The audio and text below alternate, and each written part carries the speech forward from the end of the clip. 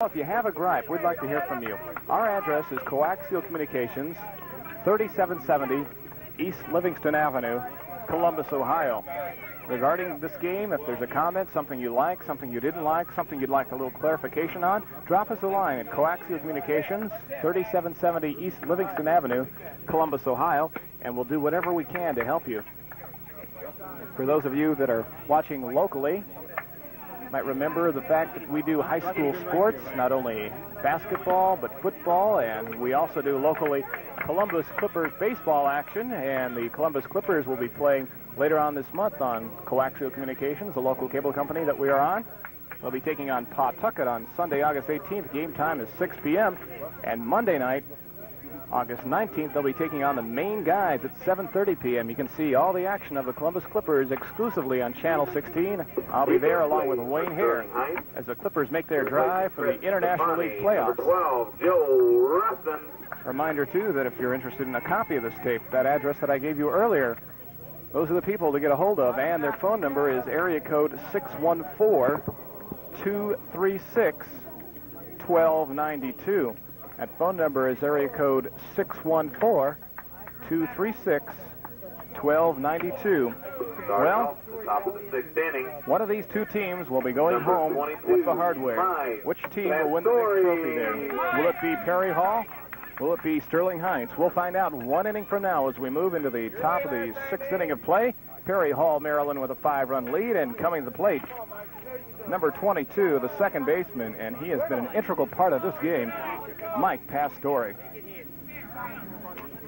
You know, so often, Dave, you talk about a guy that perhaps if they don't hit too well and can field above average, you'll take them out there. But in a person of Mike Pastore, that little guy, not only can he field, but he can hit. He just had an all-around great game today.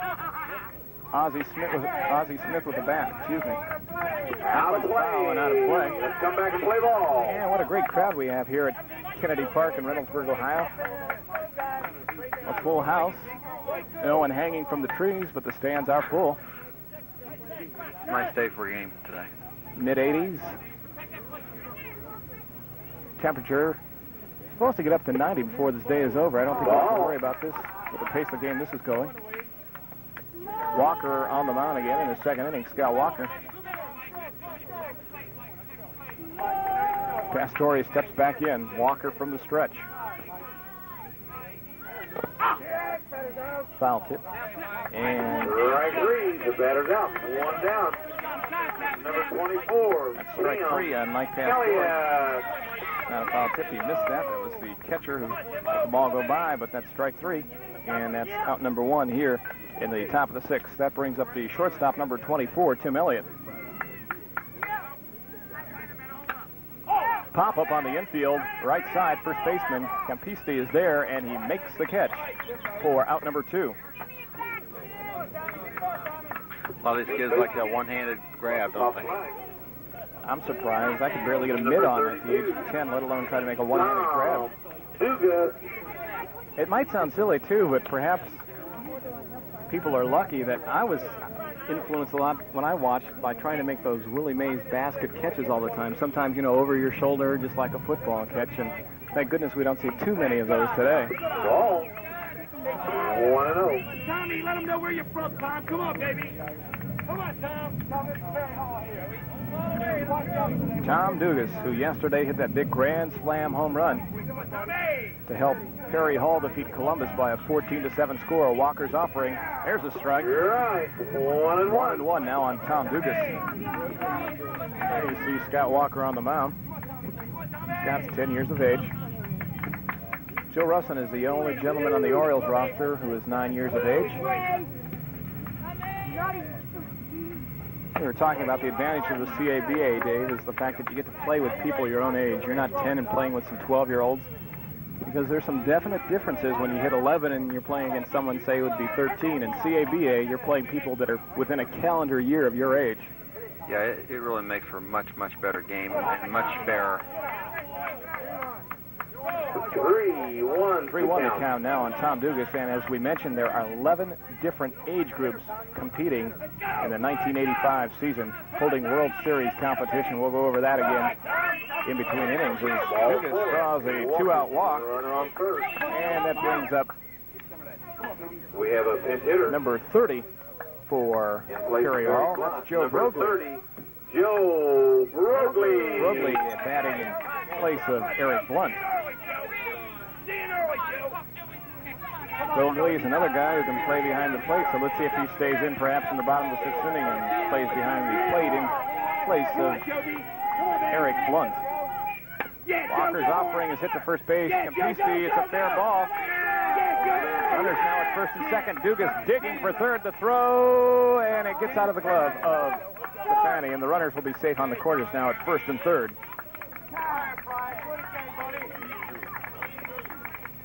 So that one goes back to first base, and Brogley gets down the line in time, and Dugas advances from first all the way to third. Take a look at that one more time. Brogley just reaches out, bats that one down the first base line. Campisi is able to knock it down, but can't come up with it in time.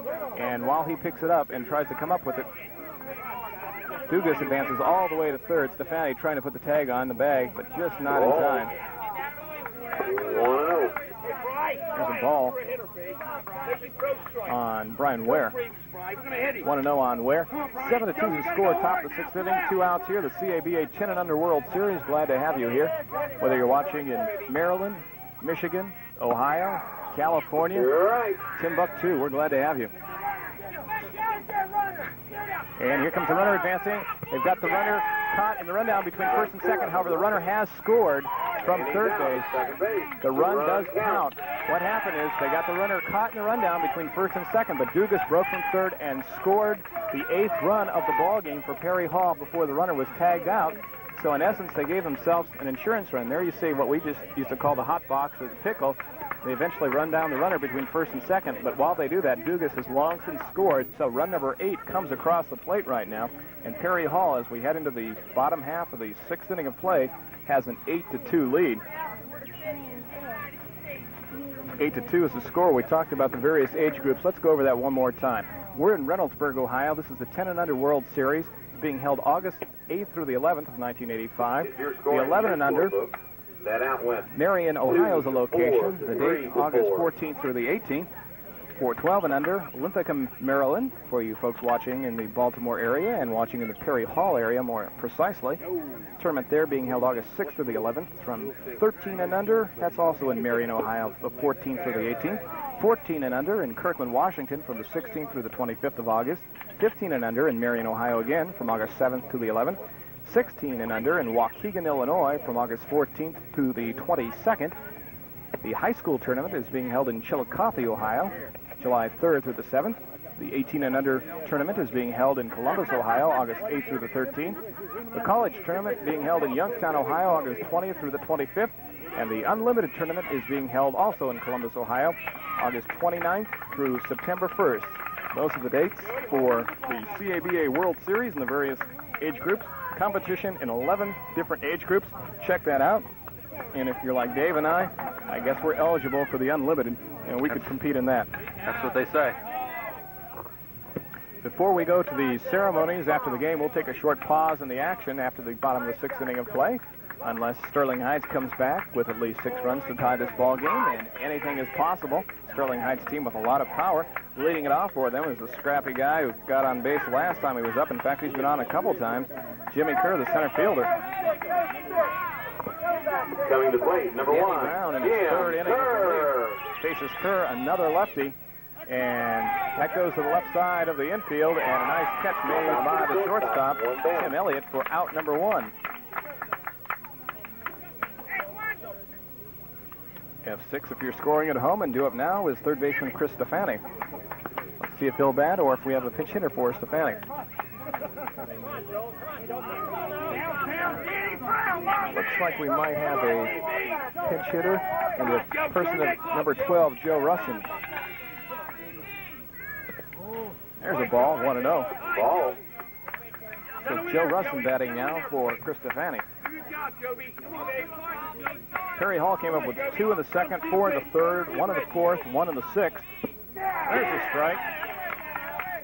I think what he's trying to do here, Randy, is at least make the pitcher throw 1 strike before he swings. The first batter up in the inning hit the first pitch, and I don't think the coach really wanted that.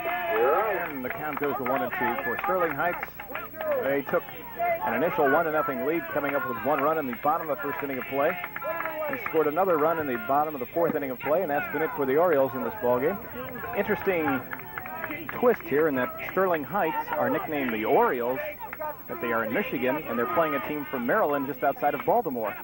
That's out of play. You'd almost expect the team from Perry Hall to be nicknamed the Orioles. The other way around. Let him see the pitch, Joe. Perhaps Sterling Heights to be nicknamed the Tigers or something. That's fouled out. The count remains 1-2. Number 12, Joe Russin, hanging in there, fouling those pitches off. Russin, the son of one of the coaches for the Sterling Heights Orioles. That's another thing that can't be underemphasized. The coaching job, managing job done by all 8 teams in this tournament has really been magnificent. They've had a handle and a control on their players that sometimes you'd like to see on parents when you're watching a game, I know. You're right, Randy. Ball 4, runner on first. And Russin is successful in drawing a walk. And that brings up the catcher, Doug Essler, 1 on, 1 out. And Essler up now to try to keep things alive for the Orioles. 8-2 the score here, bottom half of the 6th inning of play.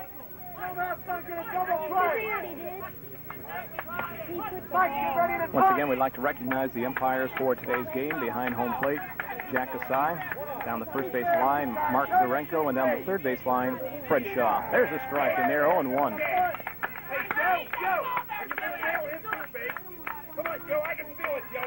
Russin, the runner at first. Essler now going to communicate with his third base coach and make sure he's straight on the signals right now. About the only signal he probably wants to be given is hit. Get on.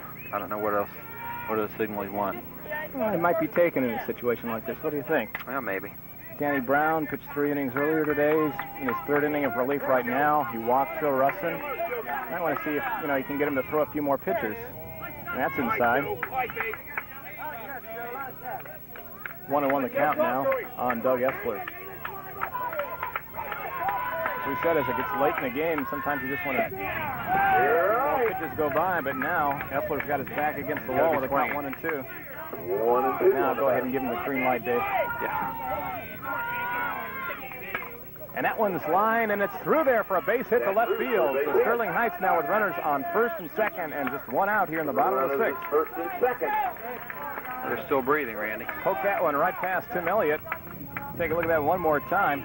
A nice swing, taking that through the left side of the infield, just past the outstretched Tim Elliott.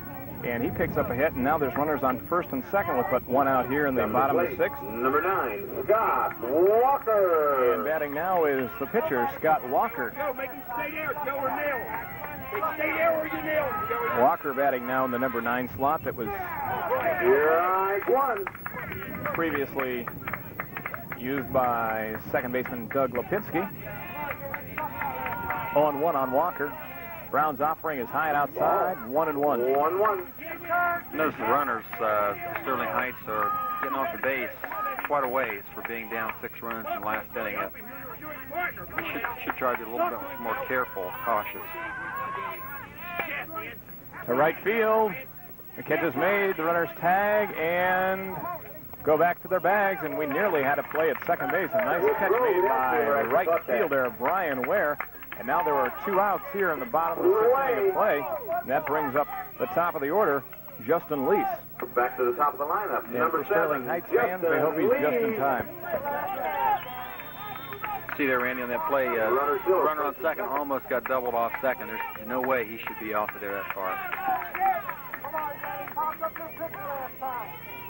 So Justin Lease now. Last chance for the Orioles. 8-2 the score here. Up the middle, base hit. Here comes Russin around third. He'll score. The runner from first holds up at second, and it is now an 8-3 ball game. RBI, a run scored. The runner still at first and second on that single. Russin comes across the score. Walker holds at second. Lease at first, and that brings up shortstop Danny Wise.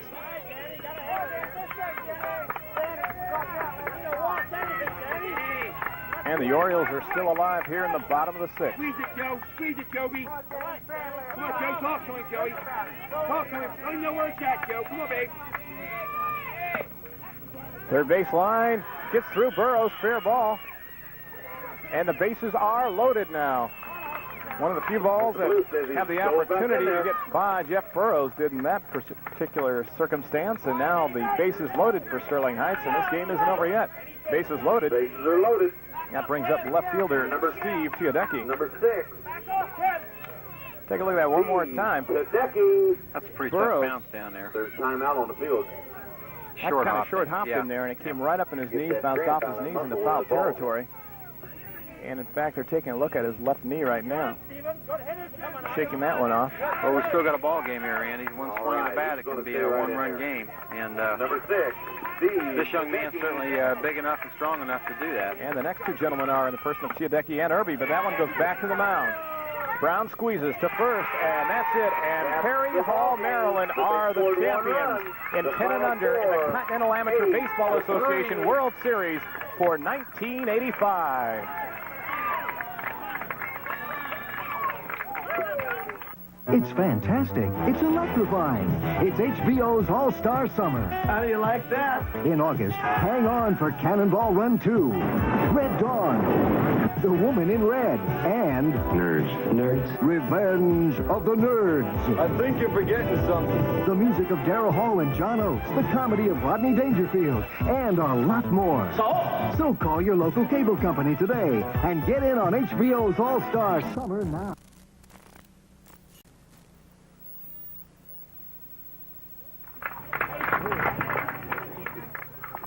Welcome back to Reynoldsburg, Ohio. To Kennedy Park. I'm Randy Reinhardt along with Dave Bay. And the champions for the 10 and under CABA World Series are the team from Perry Hall, Maryland, and they did it in convincing fashion today, avenging an earlier loss to Sterling Heights, Michigan, defeating Sterling Heights in the championship game by a score of 8-3. Randy, I think one of the outstanding things of the ball game today was the defense of the Perry Hall team. They made the plays when they had to, some big league plays. They also got 3 or 4 hits bunched around an error or two in that one inning, and that kind of did it for me. But to me, shortstop, second baseman were outstanding, as well as the third baseman. They just made some nice plays, the relays, the play, pickoff play at third they tried. It was very well coached, and I think they deserve to be the champions. And I think we have to talk about some deceptive pitching there by Matt Tanner. Tanner wasn't the kind of guy that was going to strike out a lot of batters, but then again, he didn't walk a lot of batters, and he got the Orioles to hit the ball on the ground, and we saw 2 great fielding teams out there. I wouldn't say just good or fair. I would say great fielding teams out there. And for both of those teams, if they hit it on the ground, we saw some great fielding, especially there on the part of Perry Hall, and that turned out to be a difference in the early innings for Matt Tanner. Danny Brown came in the later innings, was very effective, and he did what he did in the earlier game today against Fresno. Did what he had to do in the last 3 innings. Yeah, that's what it's all about. Get it over and make them hit it, and let your fielders do what they're supposed to do. They're setting up right now for the awards ceremony that'll be held in just a moment right in front of home plate. That'll be coming up. They'll be awarding the trophies to the champions and to the runner-up. And remember, in a competition like this, there were no losers. So now we can make the path complete for Perry Hall. Perry Hall went through the tournament in this fashion. They started out by defeating Norwood, Ohio by a score of 9-8. Then they defeated Fresno, California by a score of 8-2. After that, they lost their first game to Sterling Heights by a score of 15-2. They came back to beat Columbus 14-7. Then earlier today, they beat Fresno 6-2. And just now, in a game completed 3 minutes ago, they defeated Sterling Heights by a score of 8-3. Sterling Heights, nothing to be ashamed about at all. Sterling Heights recording the only shutout in this tournament, as we said earlier, defeating Marion, Ohio 7-0. Then they went on to defeat Columbus by a score of 10-3. Remember, they did beat Perry Hall, Maryland earlier in this tournament by a score of 15-2 count, 4-inning game with the 10-run rule in effect. And then they lost to Fresno yesterday afternoon, their only loss in the tournament, by a 5-3 score. And finally, they lost in this championship game by a score of 8-3. But Perry Hall, the champions. And I think one of the things that's more important right now is the fact that the CABA keeps growing and expanding each year. You'll take a look at it now, Dave, something we touched on earlier. We see 5 different states represented. In Fresno, California, we've got Westland from Michigan, Perry Hall, Maryland, Norwood, Ohio, and then we've got Belle Vernon, Pennsylvania. And we've got teams here that traveled from all across the country just to be here. And the Fresno, California group traveled thousands of miles just to be here. We talked about the group from Perry Hall that traveled in a bus, 43 of them. The crowd from Sterling Heights, equally as impressive. In fact, I think they had about 60 people, and they all came down and really supported. And they had organized cheers that they did all throughout the tournament, especially when it was time for a rally. And a tournament like this and the way it's put together is something that's got to impress you. And I think if you're watching at home and you've got that youth baseball team, you got to think about the CABA as a tournament that you might want to play in August. Yeah, it's a really high-class organization, and as we see here, the tournament's been very, very well run. And you can look in the paper today, you'll see the scores that some of the other tournaments in Ohio, and it's just certainly live and well. First of all, Certainly is, and they're getting set up right now. As you see all the trophies out at home plate right now. They're getting set up. We talked about the people we wanted to thank, Dave and Linda Hanrahan, Barb Ferris, her husband, Mr. and Mrs. Ferris were just outstanding with all their support. Their little son, Joey, who pitched for the Columbus team. One of the few knuckle curves, actually, that we've seen in this tournament. So many other people. Ron Golden, the president of the CABA, who did so much to make everything possible. Phil Kaiser, the director of Parks and Recreation for the city of Reynoldsburg, Ohio. We'd like to thank him. We'd like to thank the Coaxial Communications crew here in Columbus, Ohio. Their cable company just did so much to put everything together here. The production manager is Joe Tanzarello. We'd like to thank the crew. Everyone just did a wonderful job. Paul Hazlett and Carla Banks and Cindy Watkins and Larry, the Tiger Man, as we call him. He has no last name. This man is a Tiger fan, live or die. And I hate to see what happens come Detroit Lions season later on this year, but he's been living and dying with the Tigers. Larry doing an outstanding job with the replays. All the video operators back at Coaxial Communications. You should see some of the people being honored right now. Far left on your screen, if you take a look out on the diamond right now, you see the mayor right there who's getting ready to come out.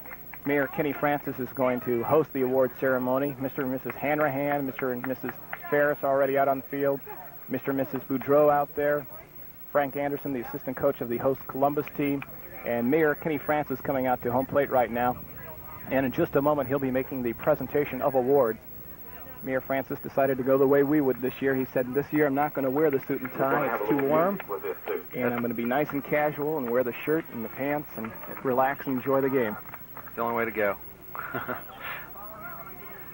Well, Randy, it's really been a nice 4-day tournament. And I think everybody that's been involved and seen the teams play have really enjoyed it.